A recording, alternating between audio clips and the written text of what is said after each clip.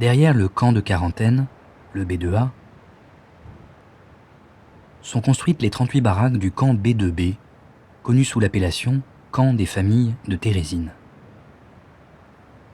Ce camp est inauguré le 8 septembre 1943 avec l'arrivée d'un premier convoi de 5006 détenus, hommes, femmes et enfants, transférés du camp de Theresienstadt en Bohême. Les hommes et les garçons sont installés dans les baraques paires du côté droit de l'entrée. Les femmes, les jeunes filles et les enfants en bas âge dans les baraques impaires. Les baraques 30 et 32 sont aménagées en hôpital.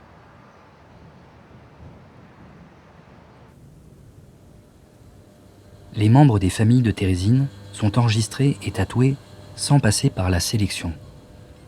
Les déportés n'ont pas été tondus. Ils ont pu conserver leurs vêtements et leurs bagages, et ils sont restés regroupés par famille. Pourquoi ce traitement privilégié ? Le comité de la Croix-Rouge internationale s'était intéressé à Theresienstadt et avait décidé de visiter ce camp ghetto installé dans une forteresse médiévale à 60 km de Prague. Pour cette visite, le camp devait ressembler à un camp modèle, une vitrine pour tromper les visiteurs. Les nazis pensaient que la visite de Térésine serait suivie d'une visite à Auschwitz, pour vérifier quel sort était réservé aux déportés.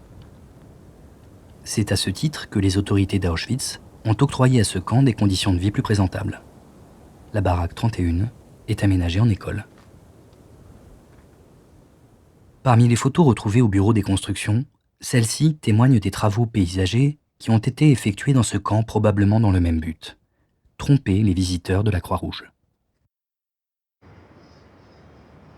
La visite n'eut finalement pas lieu, le camp fut liquidé.